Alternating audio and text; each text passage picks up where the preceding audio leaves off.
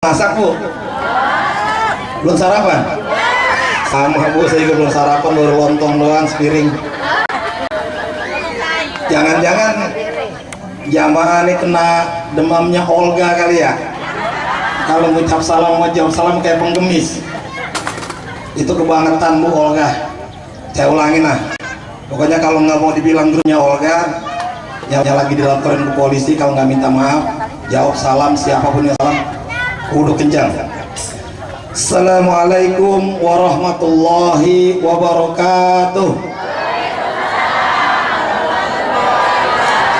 Ya bu, di dalam ucapan tadi bukan sekedar ucapan, ada salam keselamatan, ada rahmat, ada barokah, ujungnya berkah.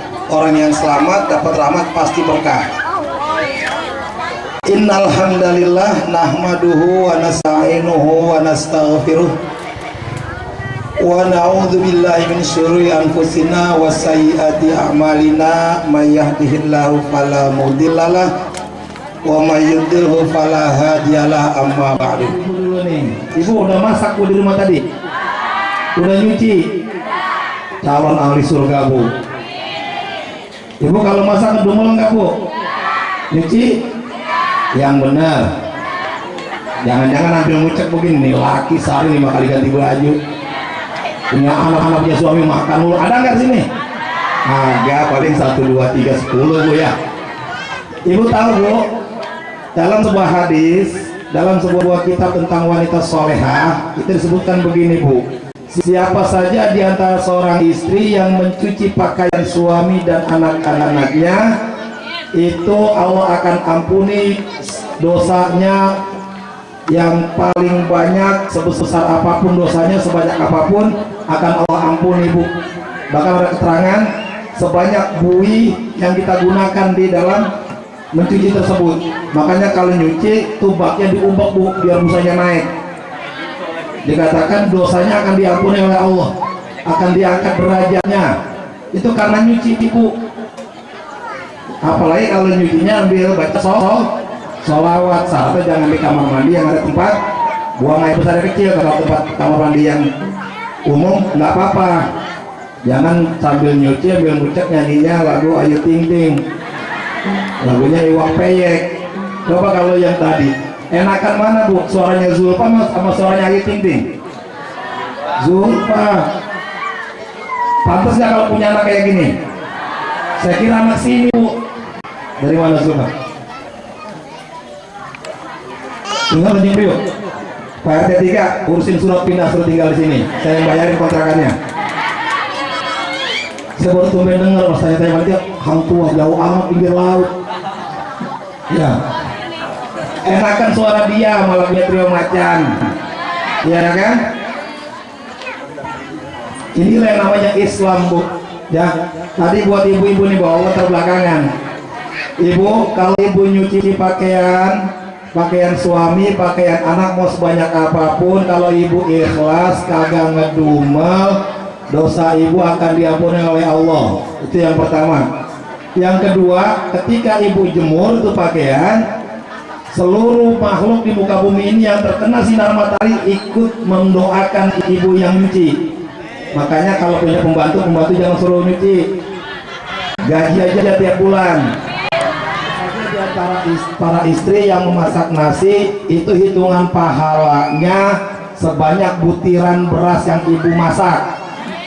Sekarang kalau masak sehari buat sekali makan berapa gelas bu? 2 liter. Besok buat sarapan masak sekarung bu. Makin banyak pahalanya. Ini Islam bu yang ngajarin. Banyak perempuan kagak tahu masak ngedumel, nyuci ngedumel. Ya, ini kalau kita tahu sesuatu yang ada fadilahnya kan, insya Allah kita akan senang melakukan. Kayak ibu dari rumah diundang panitia datang kemari. Sekarang ibu ada di mana? Di pengajian, di lapangan. Di pandangan mata kita ini lapangan bu, panas, tapi di pandangan Allah ini taman surga. Ada 2 taman surga yang Allah titipkan di dunia. Yang pertama adalah majelis ilmu. Dikatakan, saya mau tanya dulu nih sebelum saya jelasin. Ibu sholat sunnahnya berapa rakaat paling banyak bu? 4. Kuat nggak 50 rakaat? Bapak kuat Pak? Ini Bapak sekarang saya sebut ibu-ibu mulu. Kuat sembahyang sunnah dalam satu waktu 50 rakaat? Hadirnya kita di sini mendengarkan ilmu baik yang disampaikan oleh Kiai kita tadi, yang insya Allah juga saya akan sharing, akan berbagi juga, nanti ada ustadz kita mempelajari satu bab mau diamalkan atau tidak, itu lebih baik daripada sholat sunat 100 rakaat Bu. Ibu cuma berangkat doang, duduk dengerin, jangan kayak ibu-ibu yang ada di sono penuh ngajinya setengah jam, ngobrolnya sejam setengah. Enak keraguan gelang dah, lu di mana tuh gelang? Juga bagus banget, yang ceramah yang ngobrol-ngobrol. Ketemu di sini nih, ini tadi malaikat, kalau kita bisa lihat, ini banyakan malaikat sama kita. Ketika nyampe di sini, dia SMS-in teman-temannya yang pada nyebar, yang belum ketemu, datang kemari di RT 3 Remaja 239 lagi ngadain pengajian. Ini majelis ilmu, ini taman surga, ya. Kumpul semuanya di sini, kemudian malaikat menaungi dengan sayapnya. Kemudian Allah tanya, wahai malaikatku, udah ketemu? Udah. Padahal Allah lebih tahu. Allah yang lebih tahu. Cuman terjadilah dialog di situ. Sedang apa umatku di sana? Sedang zikir, sedang mohon ampun, sedang memuji Engkau. Oh, mereka memuji aku, besar-besarkan aku. Apakah mereka pernah melihatku? Enggak pernah ya Allah. Allah bilang, belum pernah melihatku. Saya sudah sebegitu rajin zikir kepadaku. Gimana kalau sudah melihatku? Dan salah satu golongan orang yang mendapatkan doa ampunan dari malaikat adalah orang yang berada di majelis taklim. Ya, yang menyampaikan ilmu di sini baik Ustadz kita tadi, kayak kita dengan Ustadz Imam nanti, ya, dan juga saya, insya Allah kalau saya ikhlas, ibu ikhlas, kami dapatnya 1000, ibu dapatnya cepet. Gimana biar ibu bisa dapat seperti kami? Pulang ceritain, tadi gua ngaji belajar gini, belajar gini. Ibu dapat 1000, dia dapat cepet. Jadi namanya balighu anni walau ayah, sampaikanlah walaupun hanya satu ayat. Giliran lagi sudah mau lagi ruku, Allahu Akbar, nenek-nenek diperkosa anak muda. Orang udah sujud dia masih nungging begini. Karena yang dibaca koran pos kota, di sembahyangnya sajadahnya koran. Sholat id bertahun-tahun sajadah kagak ganti. Ya kan? Apa orang Islam kayak gitu Bu? Islam Bu, cuman kurang peduli. Ya, kalimatnya sambut Ramadan, berarti mau nyambut ada yang mau datang. Cuman kan herannya kita gini Bu, ini kita, ibu termasuk saya, Pak termasuk saya bilang kalau jamaah berarti saya nggak masuk. Herannya kita, kalau yang manggil atasan kita, yang manggil pejabat kita, apa orang yang lebih tinggi dari kita derajatnya, kerjaan apapun pasti kita tinggalin, bener nggak? Kita lagi ngerjain apa dipanggil mau postur langsung kita.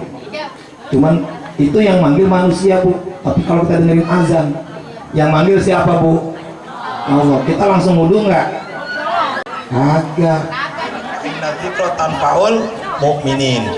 Berilah peringatan, semuanya peringatan sangat baik untuk orang-orang yang beriman. Saya berikan peringatan buat diri saya juga buat para jamaah sekalian, bahwa kalau Ramadan mau datang, namanya kita nyambut tamu Bu, muliakan tamu Bu. Ya, caranya gimana? Masuk Ramadan kita biasanya minta maaf kepada yang lebih tua, walaupun nggak salah yang tua datang yang ke yang muda, nggak salah ya. Kemudian kita persiapkan ilmu kita, jangan sampai nanti Ramadan kita bingung, kentut dalam air batal nggak ya, pakai obat mata batal nggak ya, ya kan, suntik batal apa enggak ya. Jangan sampai bingung, pelajari ilmunya Bu. Jadi ketika kita masuk nanti kita nggak bingung lagi. Waktu sahur jam 4, imsaknya jam 4:20, ada 10 menit mau masuk subuh, 5 menit sebelum subuh boleh nggak ya makan? Itu pelajari yang gitu, jangan sampai bingung ya.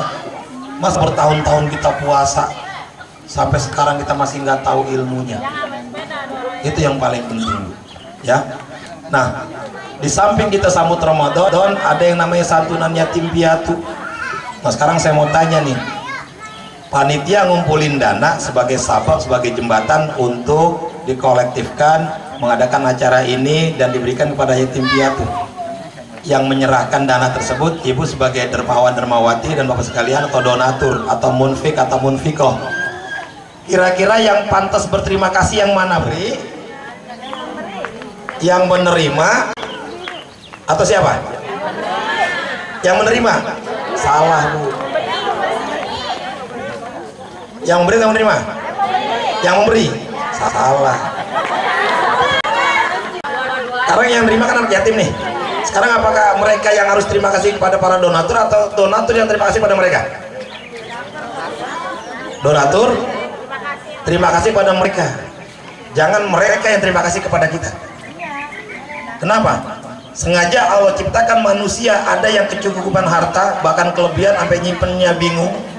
Iya kan, di bank di luar negeri diberikan aset investasi di mana-mana sampai kalau kata orang tuh duit nggak ada serinya, bingung makainya, ya kan, mau dibuang kemana. Ada manusia yang kayak begitu dan ada yang sama sekali dalam kondisi kekurangan. Di lingkungan kita banyak yang membutuhkan fuqara wal masakin, orang-orang yang sering nunggu di masakin, ya kan. Sengaja Allah ciptakan dengan manusia yang beraneka ragam.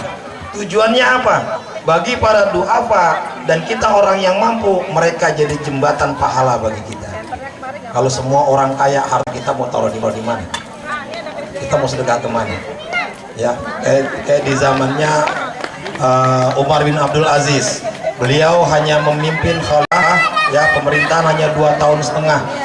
Ketika beliau memimpin wilayah beliau, tidak ada yang masuk penjara, nggak ada orang miskin sampai zakat bingung mau diserahin kemana.